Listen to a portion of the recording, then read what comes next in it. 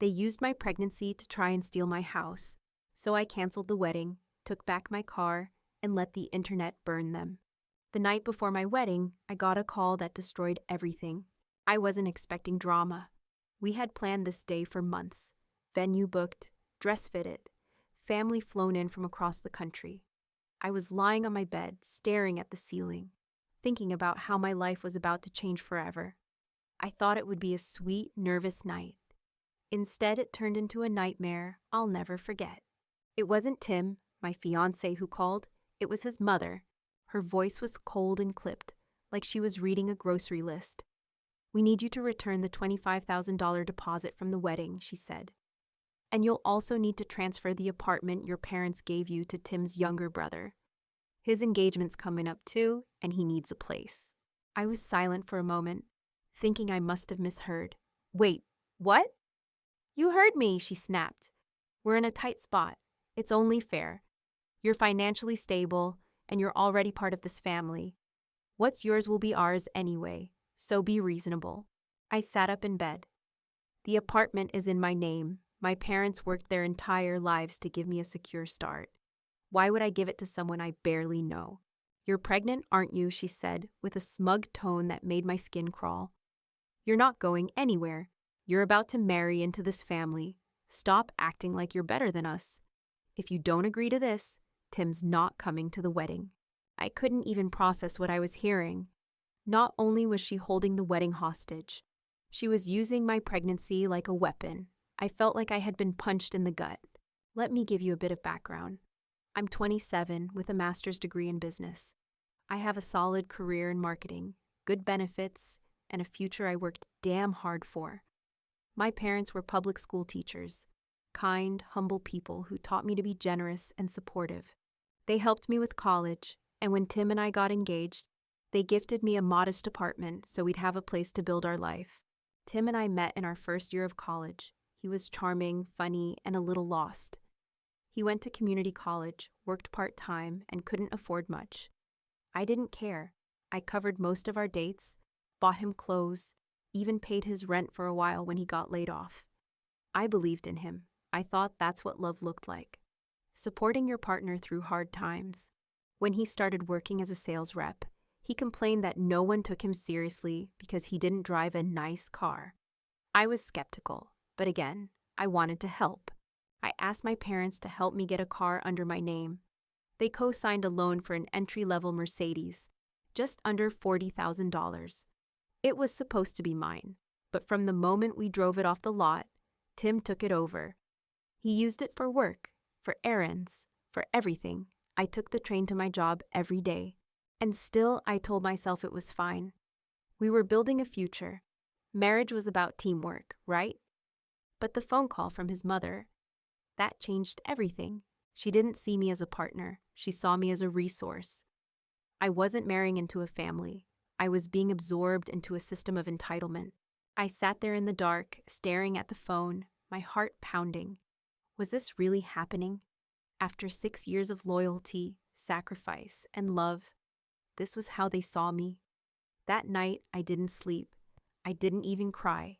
I just lay there in my perfectly arranged room, surrounded by flowers and decorations, feeling like a complete idiot. I had ignored so many red flags, like how Tim never once contributed financially to anything big, how his mother always made passive-aggressive comments about me being too independent, how I was the one always bending, compromising, giving more, and now they were asking for the final pieces, my apartment and my silence. At 7 a.m., I called the venue and canceled the wedding.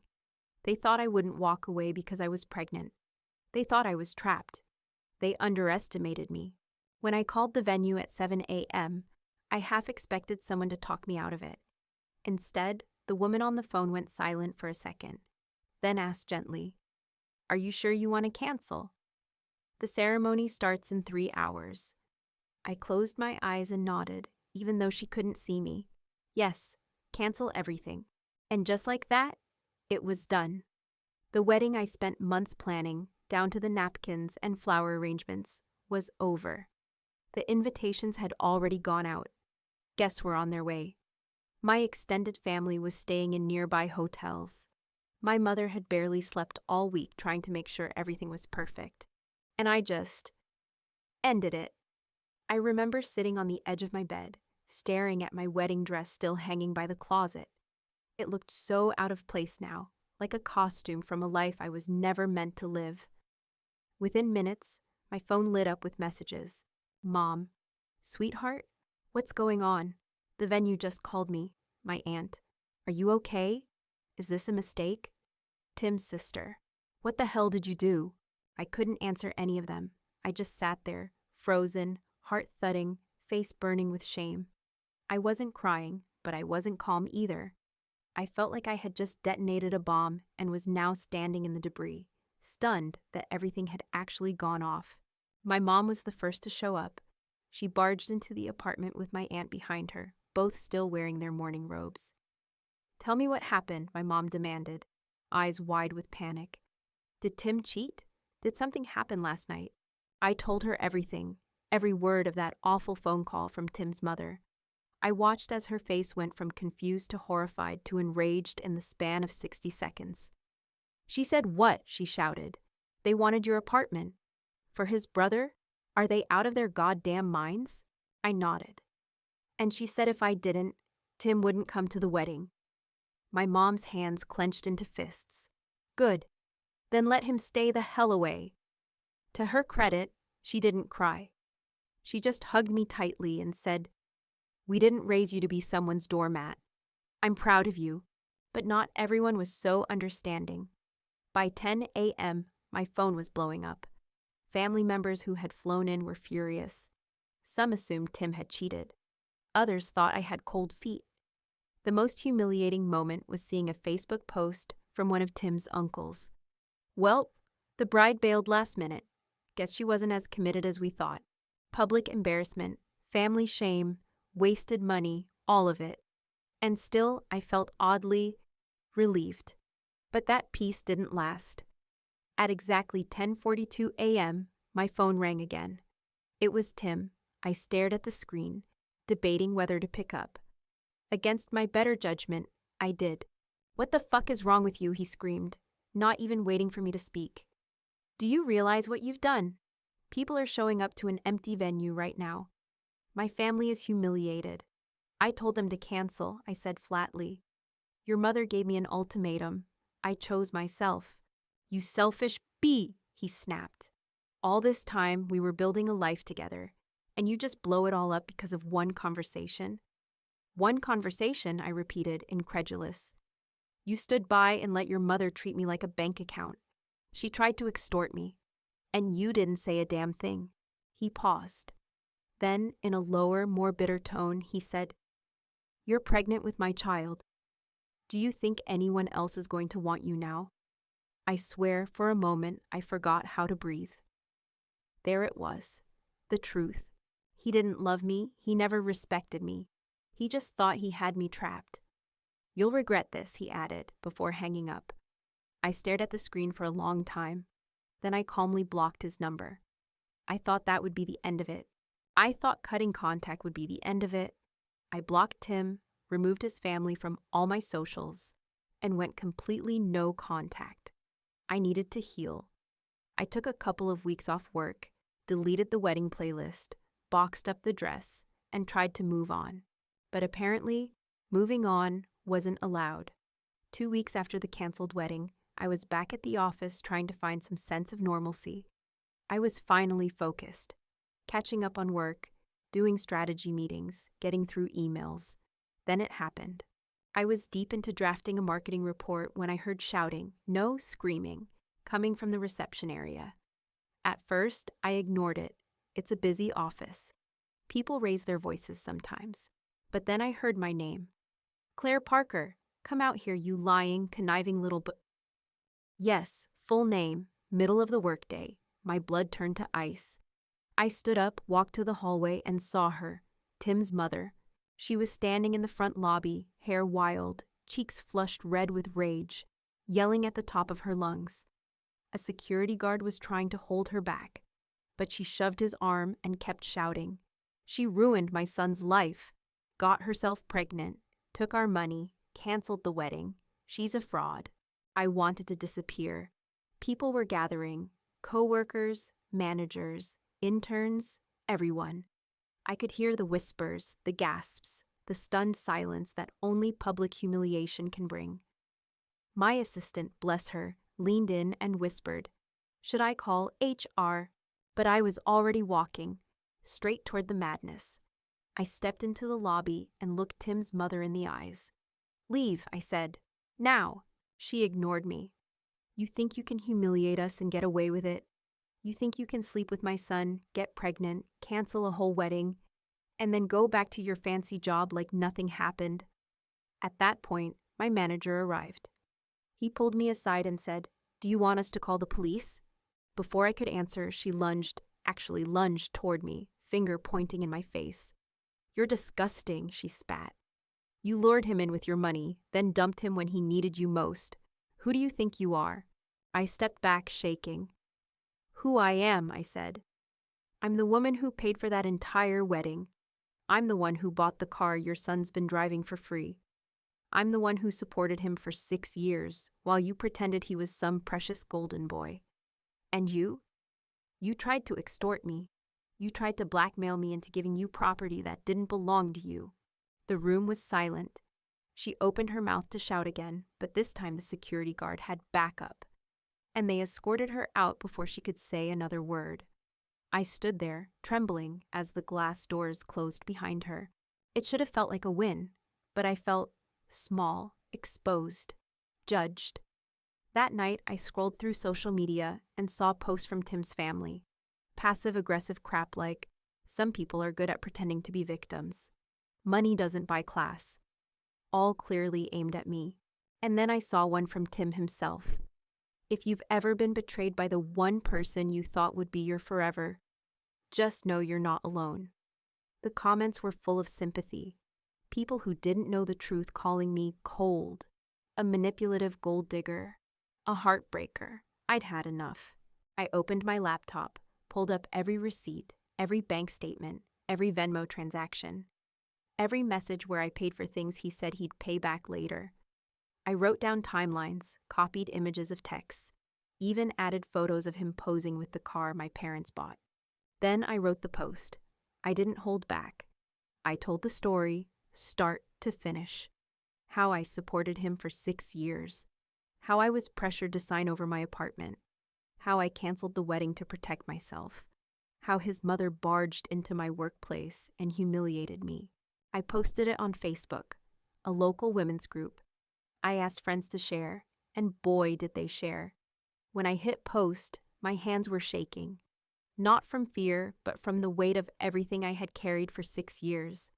Then I shut my laptop and went to sleep. For the first time in weeks, I slept through the night. When I woke up the next morning, I didn't check my phone right away. I just lay there in bed, staring at the ceiling.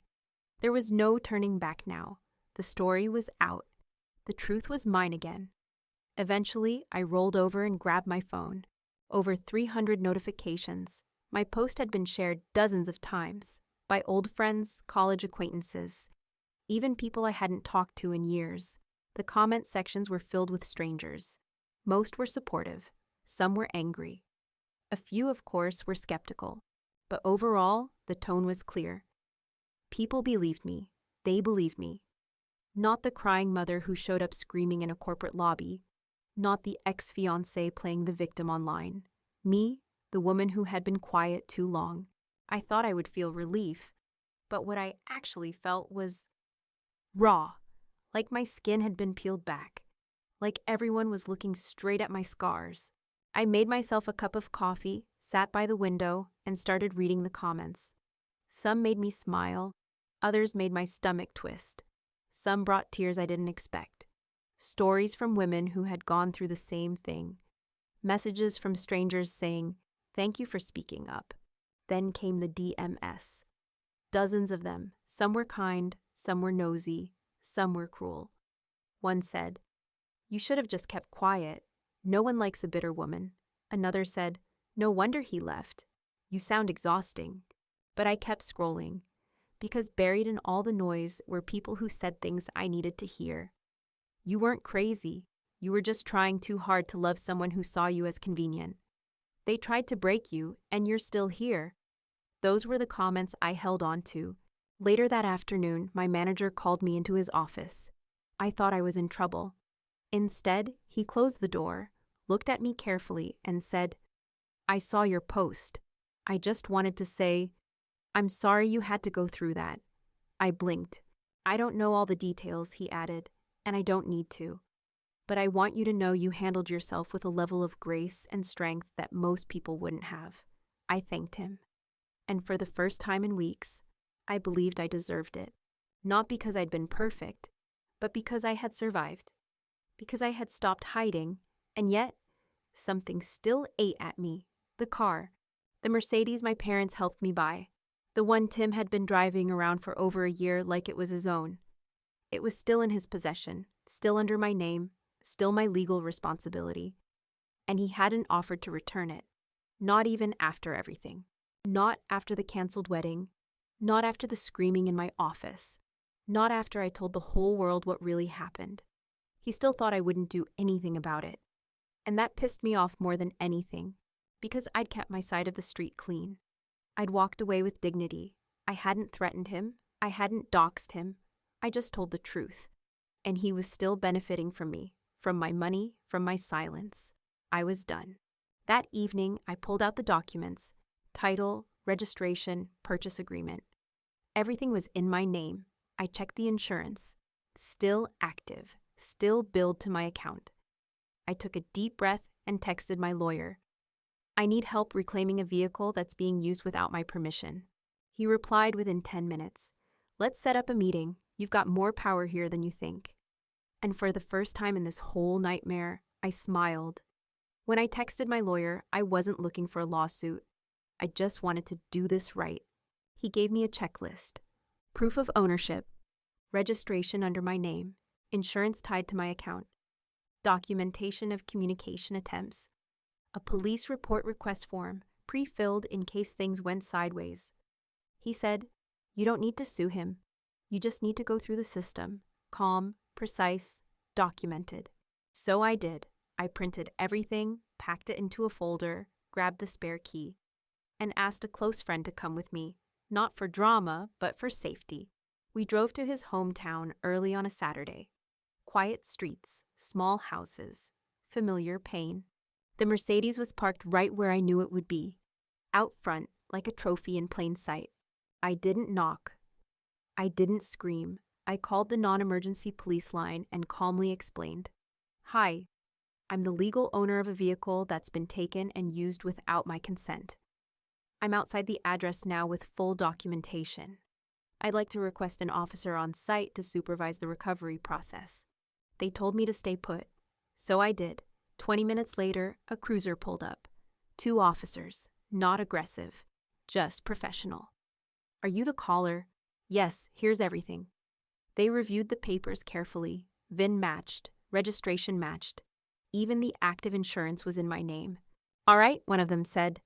"Looks like this is yours. Do you have the keys?" "Yes, but I want to make sure this doesn't escalate. That's why I called you."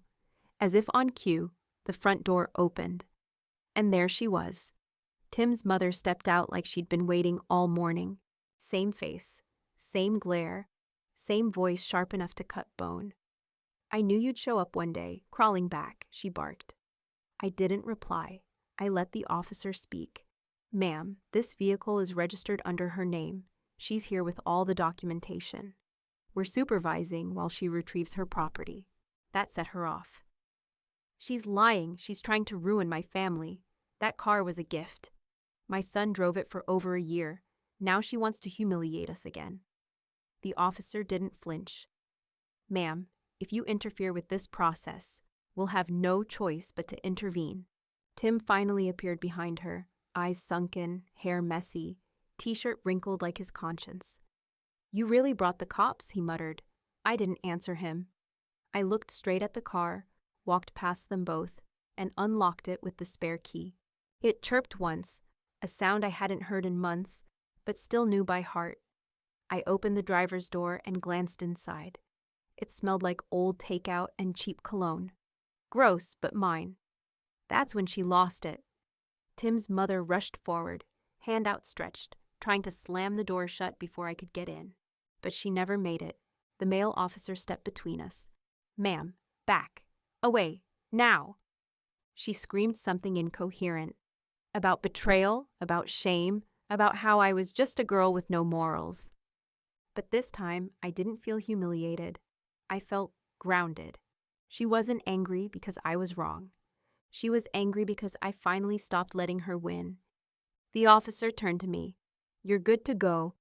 I got into the car, turned the key, and the engine roared to life like it had been waiting for me too.